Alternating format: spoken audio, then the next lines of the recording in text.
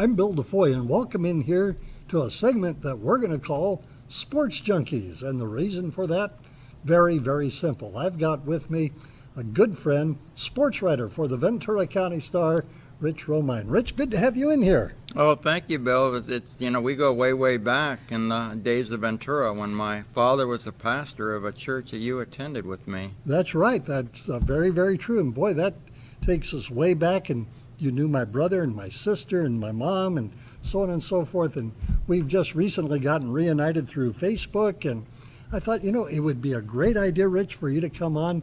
I mean, if anybody knows local sports, you're the guy. You're the go-to guy. And you've been covering sports for how long now? Well, I finished Cal State Northridge in December of '73.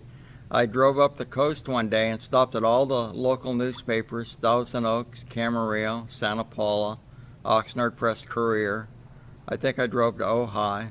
And then I went to the Ventura Star-Free Press, and the one place that I didn't talk to anybody was at the Star-Free. They were all up for lunch at sports, but then I'd been in Oxnard, and I met a man named Hal Totten, who had been working at the paper since like 1946 or 48. The first 2 years they didn't even have a sports department. He did everything else. Well, he was the sports editor for 40 years at that newspaper, and he retired in 1988. I got hired full-time in February of '74. I was a stringer.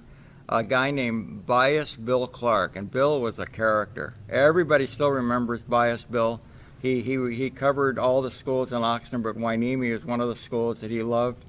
Hueneme baseball and football and basketball, and Hueneme was a real powerhouse back in the 60s. And in 1969, they had a football team, a really good football team that won the Channel League, their first playoff game at home, and they wound up playing at Hauser Field because Hueneme didn't have lights back then. They played at Hauser Field, and Blair High School came up here. James McAllister and Kermit Alexander were two guys on this Blair team that were running backs, absolute great athletes. They had about 7 or 8 guys on the Blair team that went on to the NFL. They beat Hueneme they stomped Hueneme 62-0. Hueneme had really good players. Joe Davis was the quarterback, the son of Jack Davis, the coach. They had Larry Miller was a great running back. They had lots and lots of talent. But this Blair team, Blair was so good, they won the CIF championship that season. They won a great game against Bishop Amat with Pat Hayden and J.K. McKay. They beat them like 28-27 in the Coliseum. And then the next year, Bishop Amat turned around. They won the CIF championship. They beat Lakewood. But, back in the day, if you didn't finish first in league, you didn't go to the CIF playoffs, because now everybody pretty much gets into the playoffs. There's so many leagues and schools and teams and divisions. But Ventura County has just had some tremendous teams, athletes. You name it, I've probably seen it. Wow. Well, you're talking about 40 years of experience plus working as a sports writer. As you reflect back on that 40 years, you must have some great stories about some locals that have gone on to become pro athletes. What comes to your mind? Well, when I mentioned Hueneme High School, there was a kid named Howard Hilton. They called him Howie. He played baseball at Hueneme High School. He was on the team, but Howie never really ever, got into games. Well, Howie graduated from Hueneme High School and went over to play baseball at Oxnard College with Jerry White, who was the head coach. And Jerry had been the longtime, coach at Hueneme High School and was a head coach at Moore Park College. And so then when Oxnard College had its first baseball team in 1979, a lot of the kids on the '79 Oxnard College baseball team were like Terry Pendleton, Roger Frash, John Larson, who's the head coach at Oxnard College, Rogers, like a head assistant coach. They had great talent on this Oxnard College team. Well, in the summer of '78, these kids were playing big league, little league baseball, and they went to the World Series in Fort Lauderdale, and they finished, I think, in third place. But all these guys became members of Oxnard College's first baseball team. They won the Western State Conference. They went to the state tournament, and the rest is kind of history. That I saw the first Oxnard College baseball team. I followed that school, through the years, and I know all the players and the kids. And Ray Gallardo is the freshman football coach at Channel Islands High School. Well, Ray was one of those guys on that first Oxnard College baseball team. Augie Abala was a great athlete at Channel Islands. He also could play basketball. He played baseball. There were just so many kids. But Howie Hilton was one of those kids that really never played. Well, he got to throw some relief pitches for Oxnard College, and he got recruited to go to the University of Arkansas. And, he told the coach after they lost like their first 4 or 5 games, he said, "Hey, coach, do you think I could ever pitch for you guys?" And they had really nothing to lose. Well, Howie started pitching for him, and Howard actually wound up playing for the St. Louis Cardinals and went to the show. And I remember years later, I was shopping down at Bond's Market on Channel Islands Boulevard, and I'm looking over, a guy stocking beer in the place was old Howard Hilton. Oh my Howie, gosh. unfortunately, passed away at a, pretty young age. I don't think he was 50 years old when he passed away. He gotten sick. And I went to his memorial service, and it was a who's who, all the Oxnard College people, Hueneme people.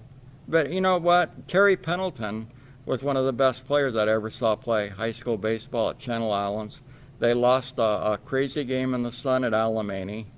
He was on that Oxnard College baseball team for 2 years, and he wound up at Fresno State.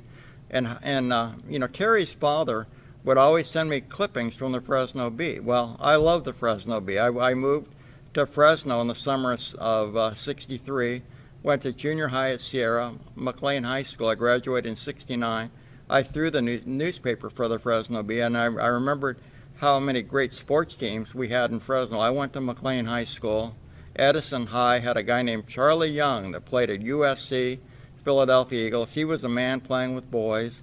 San Joaquin Memorial was the St. Bonaventure of the Valley back then. They had great, athletic teams. But all the schools up there, and then we would play like South High School in Bakersfield in football, and well, the Rebels could beat the Highlanders on any given day. But we had good sports up there. But Fresno's really changed with Clovis coming in as one of the superpower, school districts. They have the best facilities, the best this, the best that, and they didn't miss a beat. Well, one of the players, we talk about local players.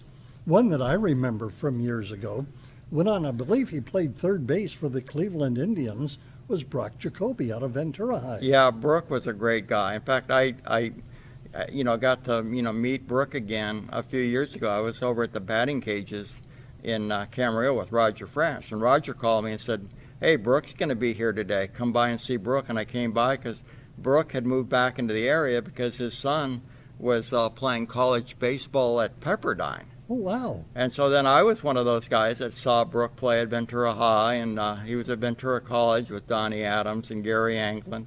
Now, Gary's just one of those amazing guys that had coached football and baseball for the Pirates, and then Donnie Adams is still the baseball, manager and head coach at BC. And BC's always had good baseball, and then Oxnard College, has always had good baseball because this whole area has just been a hotbed for high school baseball. Just so many good kids, have come through Oxnard. Well, to tell you, who some of those guys are, you had old Denver LeMaster at Oxnard High School back in the late 50s when they went to the CIF finals. Kenny McMullen was another great Oxnard, baseball player.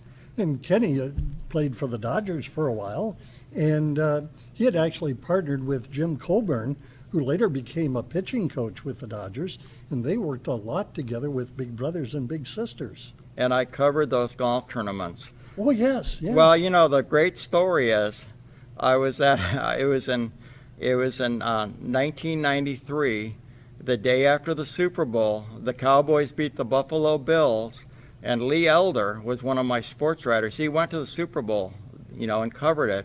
I had been to 3 Super Bowls. I went and saw the Rams and the Steelers play, and I got to, interview. Well, I heard the interviews, and I was right there writing all the notes down from Terry Bradshaw. Stallworth and Swan made those great catches in the Rose Bowl. Then I saw the Giants play in a Super Bowl at the Rose Bowl. And then I saw the Redskins play in the Super Bowl there that won.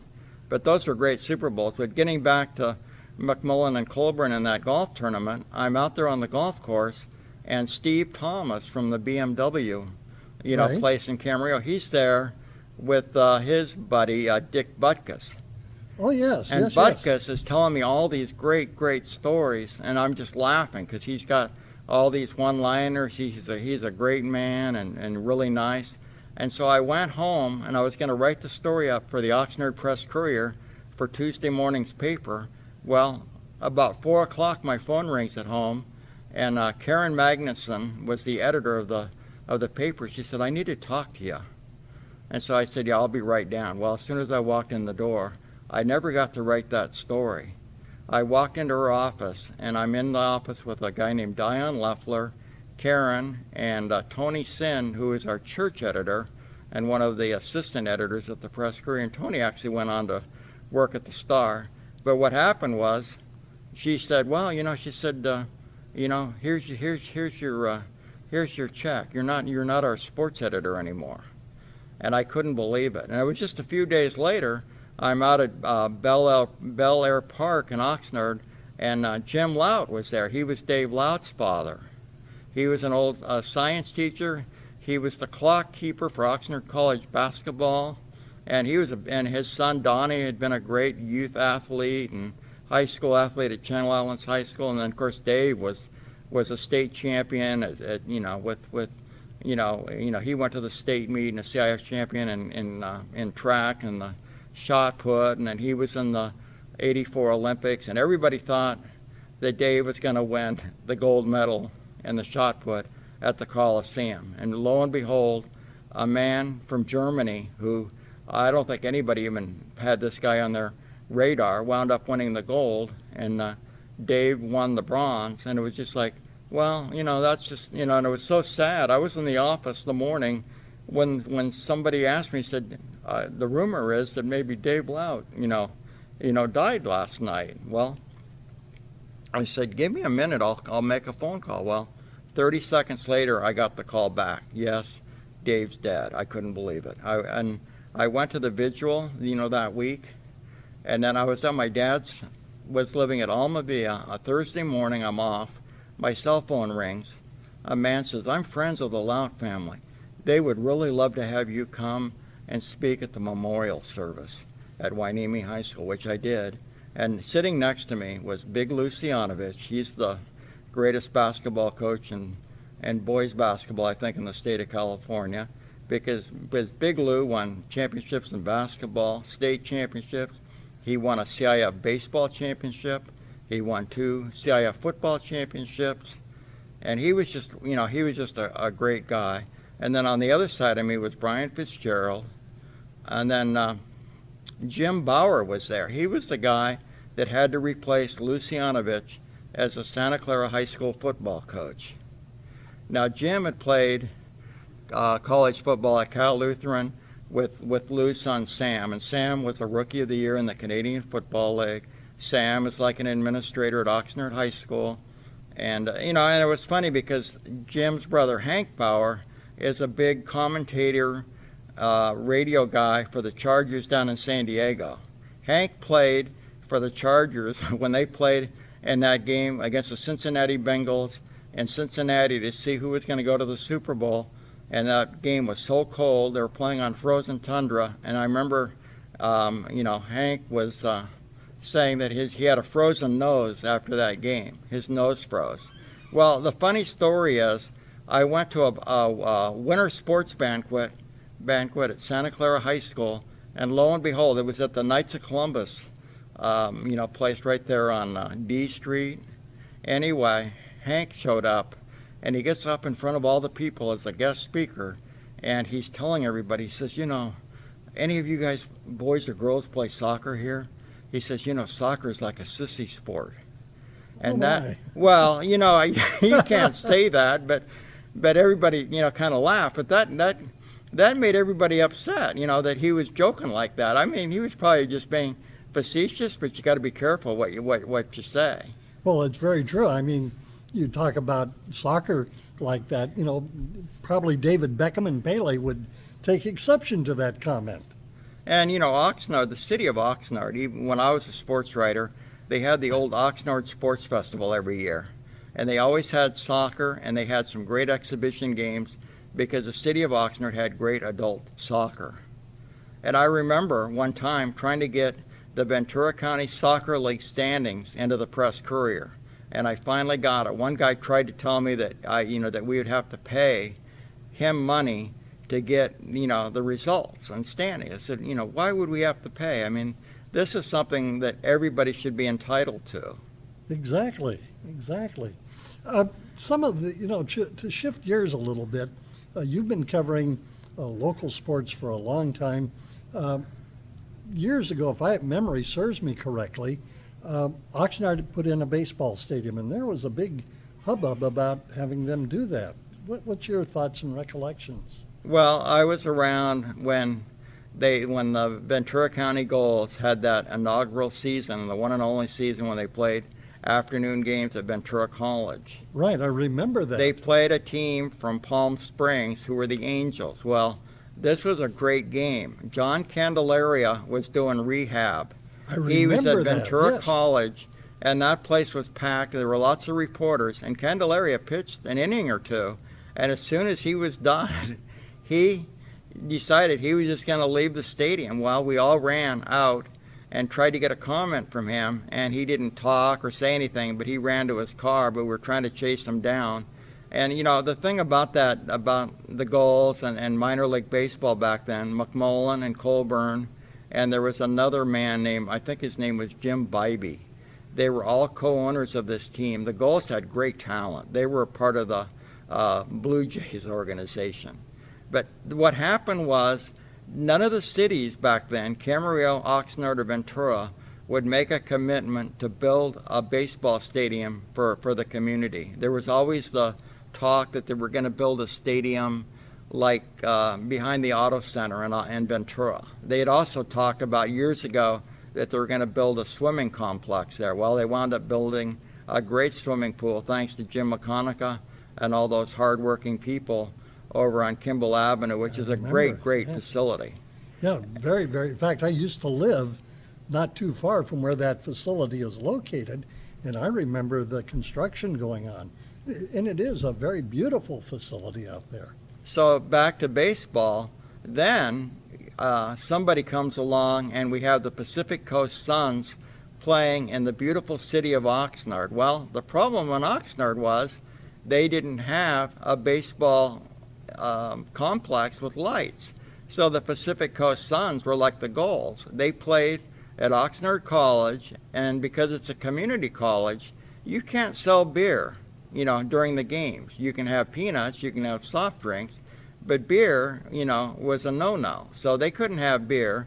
They played, and they had a good team. They had some really good players, but, it was one of those situations where after that first season, nobody was going to build a stadium for them, and they were actually talking at one time of making the old Skyview Drive-In an old they were going to build a baseball stadium there. A guy named Stan Moorman was one of those guys in Oxnard that was really gung-ho about getting a stadium, and I know Stan's on Facebook. Interesting man, but it was just never happened. And the one school, I think, that really benefited from all this was Ventura College has a really nice baseball field. And Oxnard has a good field. And then Moore Park has a field. But I think the ultimate place for baseball, and they do a really, really good job there, is Cal Lutheran with Sparky Anderson, Ullman Stadium. Sparky, was living in Thousand Oaks. When I was a sports writer, Sparky was the manager of the Cincinnati Reds. Well, he still lived in the city of Thousand Oaks. And during the off season, you could always find Sparky. And I never, a guy named David Lassen would always run into him. He would always be hanging out like at McDonald's or somewhere, sipping coffee, almost like today, or any morning when I go to McDonald's on Arneal and Las Posas. Well, the one guy in there reading the Ventura County Star, and he's just a great guy, is Mr. John Reardon. John was just And I was talking to him the other day, and he said, "Oh," I said, "Did you see any mistakes in the paper?" And he just starts laughing. I was in there on a Sunday morning, last Sunday morning, and I heard these guys bantering about college football. Did Oregon State play Washington, or was that Washington State and Oregon? Well, it was Oregon State and Washington State, and then the other game was Oregon beat Washington. But it's just funny when and then this morning what's really funny was I was going to have breakfast with a guy named Tommy Lavasser. Tommy's one of the great baseball players out of the city of Santa Paula. Tommy played at Ventura College, went to San Diego State, played I think with the San Diego Padres. Well, Tommy didn't show up, and so I go to my cell phone, and the number I have for Tommy is the right number, but I had Terry Shorten's name on it, and Terry is now the head football coach at Malibu High School. Well, this Friday night, Malibu's won 2 games. If they beat Santa Clara, which has only scored 6 points this season, Santa Clara scored 6 points in an opening loss to Gardena. These kids have like 2 seniors, and they've just been injury riddled. They've had forfeited games, and they didn't play a game. They've only played like maybe 5 games, but they're just having a very difficult time. And anyway, I tell you what, we're starting to run out of time, and there's a lot more than I want to cover. So let's do this. Let's take a quick break. We're going to come back, and we're going to talk to you some more. And I've got questions about what's going to happen in this year's World Series. The Cubs are out now. It's going to be the Mets, and it's going to either be against Kansas City or it's going to be against the Blue Jays. It's all kind of in the balance right now as to who's going to go forward from there. Your thoughts about last year's Deflategate and other things that we'll talk with our sports writer of the day. It's Rich Romine, and you can read him in the Ventura County Star. We're going to take a quick break. Back with more Sports Junkies in just a moment.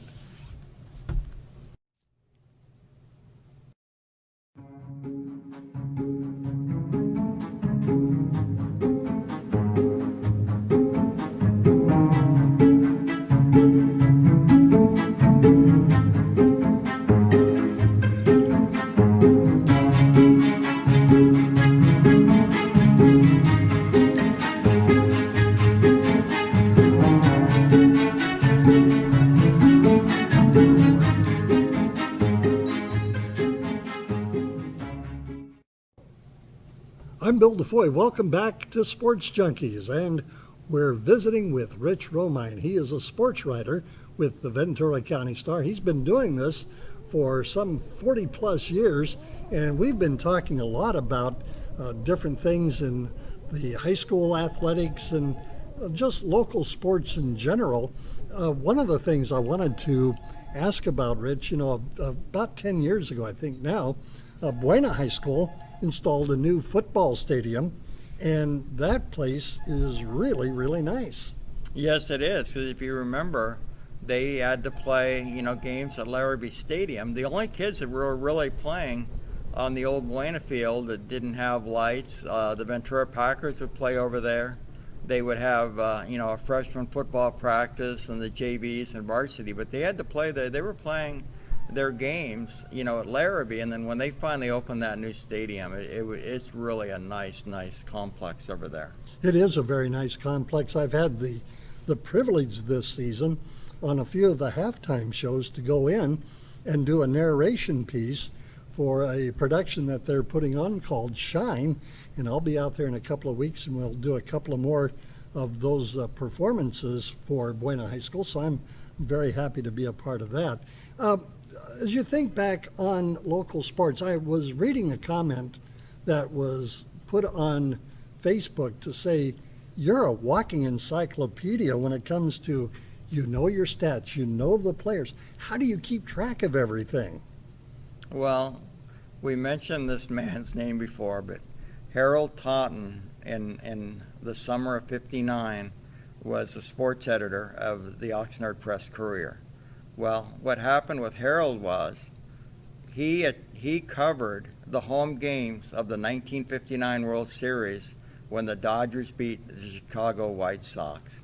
And that was just one of the shining moments for Hal, who was inducted into the Ventura County Sports Hall of Fame And I was around to hear every story of every great athlete or game that he was involved in, be it the Ojai tennis tournament, Oxnard High's 1965 football team with Bubba Brown that played Pasadena at Hauser Field. They said they had 10,000 people on that high school field. I mean, it was an amazing game. And Bubba Brown wound up going to Ventura College. He went to Stanford. He was a running back, a really outstanding athlete.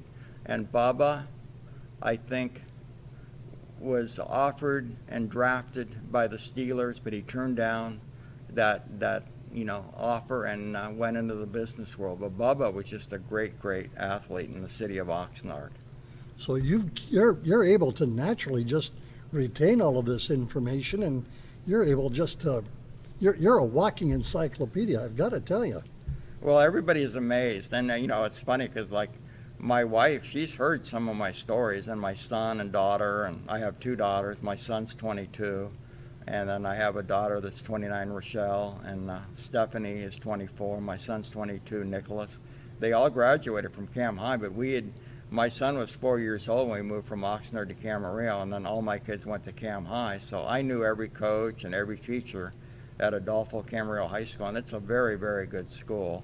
But then I knew everybody in Ventura County when I was covering sports in 1974. I knew all the football coaches. Cross country was probably one of my favorite sports to cover. And the one guy that was really a fun story was Eric Reynolds, whose son Garrett is one of the best runners in Ventura County.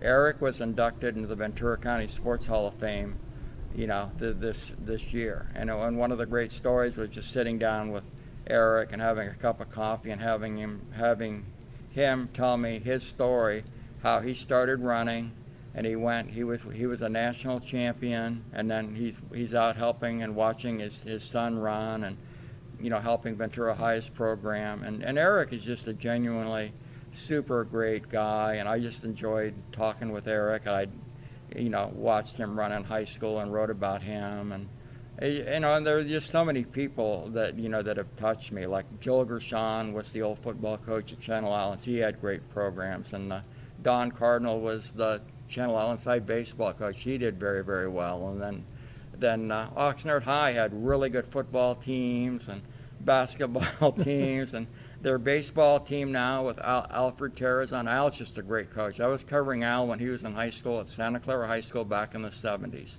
I mean, all the coaches that came through the programs around here, I probably was writing about them in high school because Brian Fitzgerald, who's the athletic director at Rio Mesa, he was a little running back on the football team in '74 at Rio Mesa High School with John Reardon, and you just and I knew all the baseball kids when Rio Mesa had the great run in baseball when they were champions. They won like 3 championships in a row in CIF, and then all the other schools that I've been associated with. I've seen Nordhoff and St. Bonaventure and Thousand Oaks and Simi and Royal and Oak Park and Gora, Westlake, Newbury Park, Hueneme, Channel Islands, Santa Clara High School, Santa Paula, you name it. And I know the coaches, I know the people, and I just enjoy talking to people before a high school game. I was at a Hueneme game, a couple of weeks ago. They were playing Rosamond.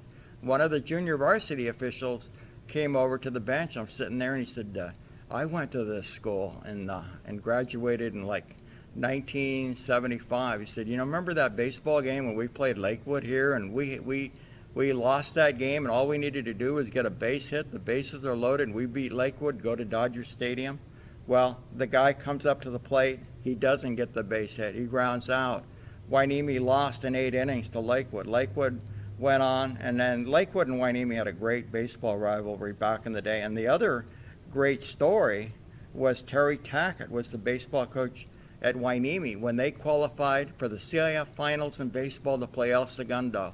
At the beginning of the year, everybody at CIF said, whoever wins the 4A whoever plays for the 4A baseball championship will play at Anaheim Stadium under the lights. Well, guess what? Hueneme and El Segundo win semifinal playoff games, and lo and behold, the CIF announced that 2 schools from the San Gabriel Valley would play at 7:30, and Hueneme would play in the afternoon. Well, nobody at Hueneme or El Segundo are going to be happy campers because they were promised that they would get to play at Anaheim Stadium. Under the lights. And they didn't. And, you know, John Stevenson was one of the greatest baseball coaches in CIF Southern Section history. He had Ken Bratt. He had that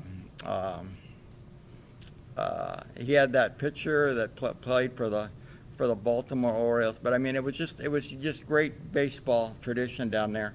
And then those guys didn't get to play under the lights. And the one team that got to play in Anaheim Stadium when they beat Norte Vista High School from Riverside was the Rio Mesa Spartans.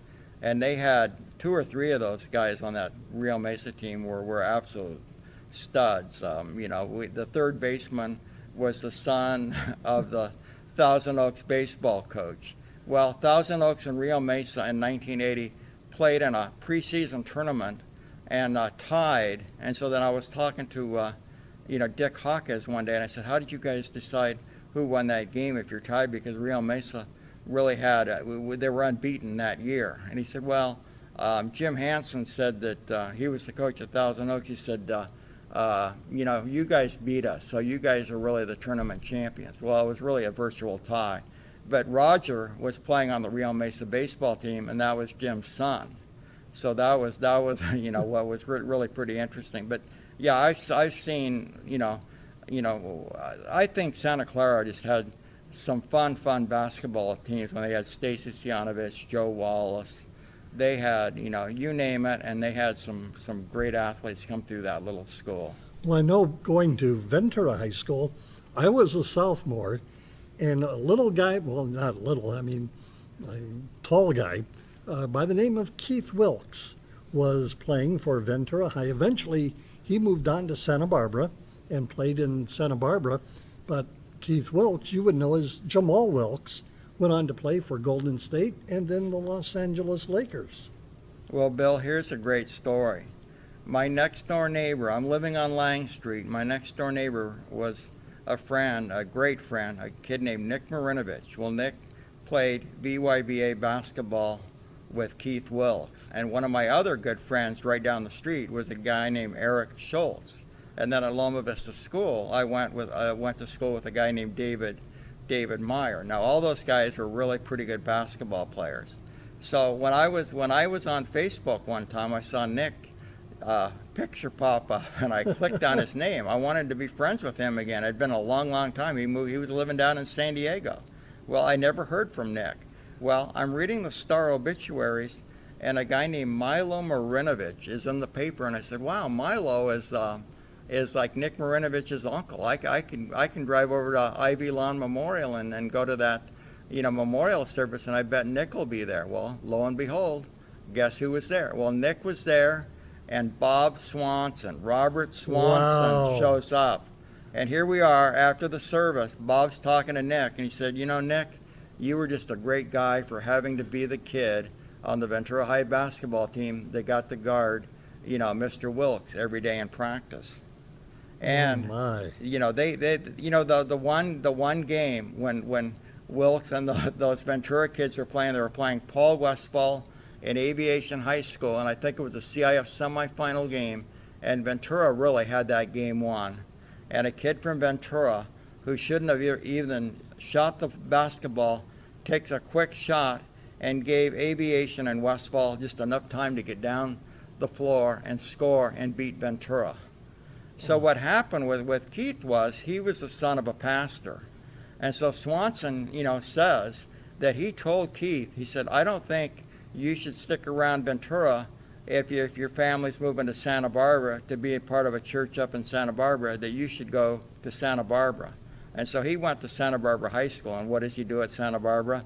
They won the CIF championship with him and a guy named Don Ford, and Santa Barbara Dons. They had great basketball and football talent back in the day. Sam Cunningham played there.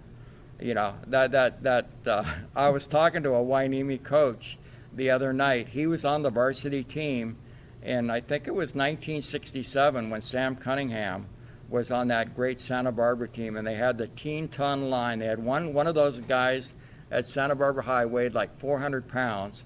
but all the guys on their offensive line were 300 plus pounds. And then you had a great guy named Sam Cunningham that was, went to SC, played for the Patriots. And then I saw Randall Cunningham play at Santa Barbara High when they were the Channel League champs. They went down to Cerritos College in the rain and the mud, and they got beat by Long Beach Poly, because Poly is just a great football school. At one time, they had sent nearly 50 players to the NFL. Long Beach Poly Jackrabbits, just one of the greatest football, programs, in the CIF Southern section. Interesting. I want to shift gears a little bit again, and let's focus a little bit more now on professional sports. We're embroiled right now in a race for the World Series. The Mets just locked up the National League Championship, so they've won the pennant, and now it's going to be boiling down between Kansas City and Toronto. Where do you think that's going to fall, and who's going to go to the World Series in your view? Well, the Royals were there last year, and I was surprised that I wasn't surprised that they got to the World Series, but I was surprised that the Giants just played so well with the pitching and the hitting, and the Giants have been one of those teams that knows how to win in the World Series. So I think the Royals, because they were there last year, they should be that team. As we're speaking now, they're leading the series 3-2, but they're going to Kansas City for the final 2 games. I was just impressed with how much fan support the Toronto Blue Jays had, last night, and then they're just, both of those teams can play. And then just the great closer that the Blue Jays had last night. I think he's a 20-year-old guy. He was amazing last night. But, I think the Mets, and I was in college in '69 when they won the World Series. They were the amazing Mets back then. Well, when I was just finishing up high school, they were the Super Bowl champs with a guy named Joe Namath.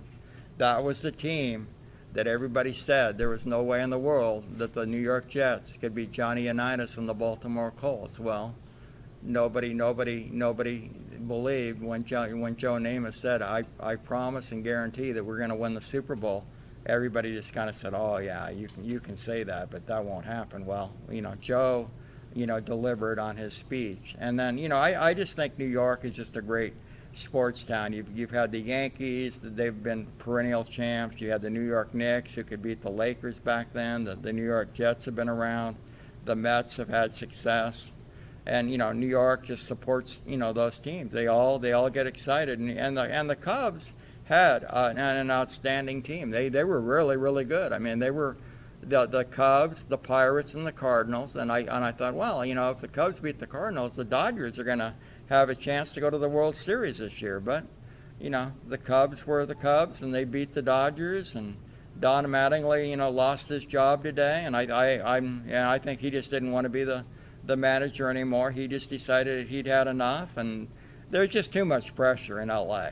Well, there is a lot of pressure, and you have to understand too that the Dodgers, they have been a long history here in Los Angeles. Excuse me. And prior to that in Brooklyn before coming to LA, so they've had this long, rich tradition of winning. And yeah, they came up a little bit short, but the good news is they actually won one more game this year around than they did last in the quest to get to the division. So it's been an interesting journey with the Dodgers.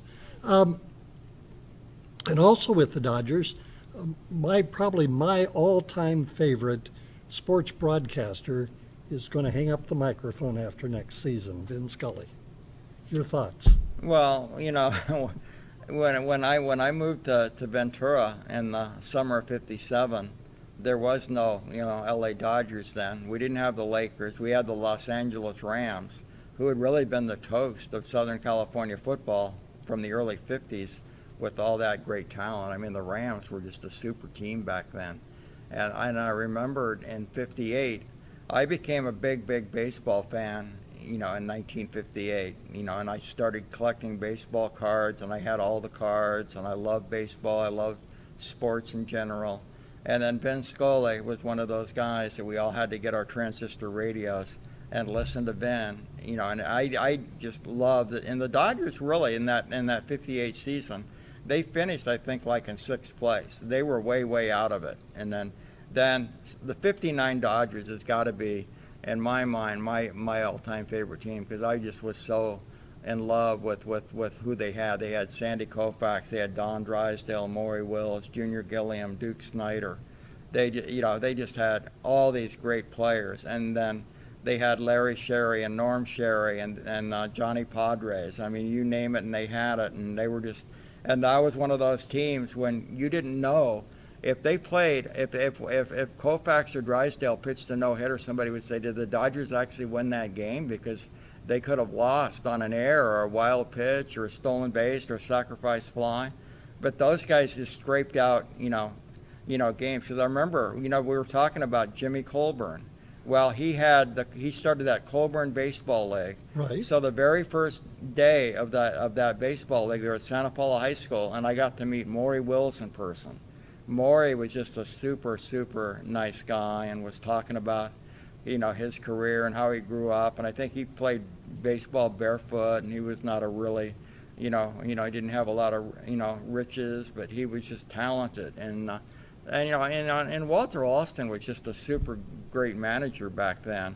And then I was in Cronies this morning, and up on the wall, they've got the old 1955 Oxnard Press Courier when the Brooklyn Dodgers are beating the New York Yankees in the World Series. And that was just a great moment when I saw, and I've seen all the stuff. I've been at Cronies a lot, but just the last couple of weeks I've been there, and I was talking to a guy named Chuck, who's the manager there, and I said, if I look up on the wall and I see all these pictures, I said, I think I pretty much covered all these people that you got pictures of. Youth sports kids, race car guys from Ventura Raceway, football kids, baseball kids, you name it. There were just a couple guys there that I don't know who they were, but then they were way before my time. But then Bobby Ayala's got his picture up there, and they've got St. Bonaventure jerseys, and it's just Cronies is just great for all the families to come and watch Friday night high school football focus. I know they do it in Ventura here at the Cronies in Ventura, and then I was out at the Cronies in Newbury Park when a guy named Vern Merrill retired with his wife and he moved to Hawaii. They had a little going away party for Vern. Well, Vern is a really interesting guy. His father was Jay Merrill. Jay was an old baseball coach.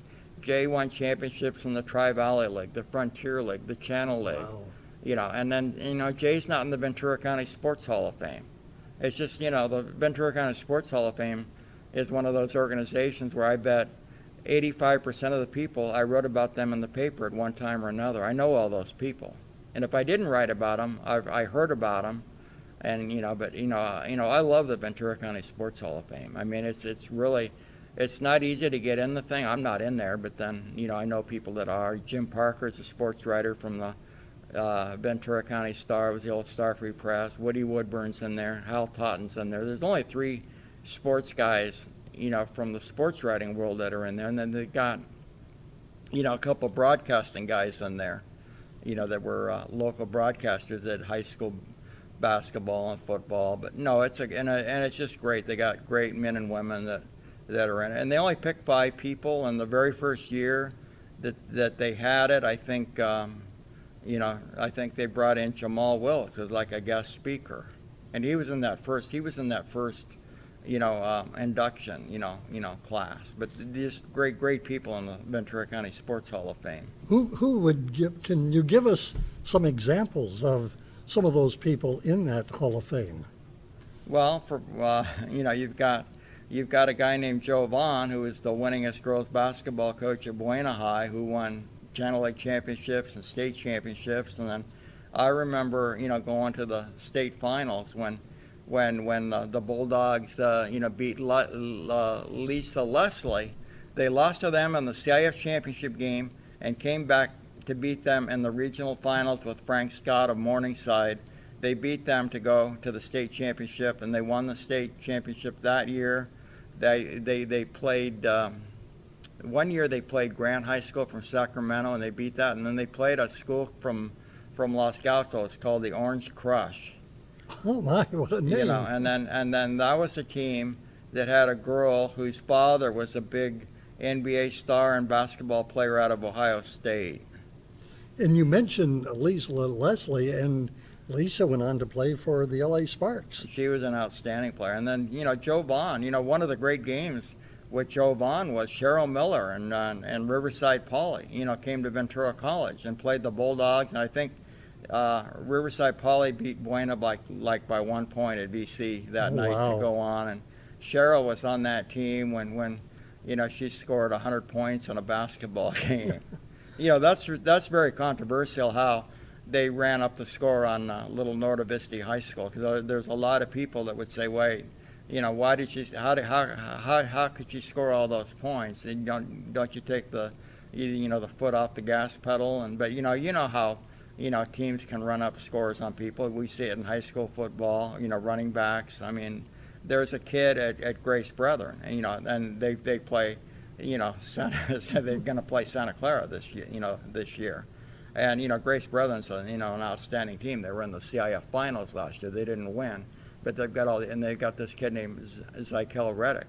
Well, Zykel could be Ronnie Jenkins if he wanted to be. I got scratched off the game, and I think it was in '93, it was back in the '90s when Ronnie Jenkins played against Rio Mesa. He ran for 619 yards and had like 7 TDs.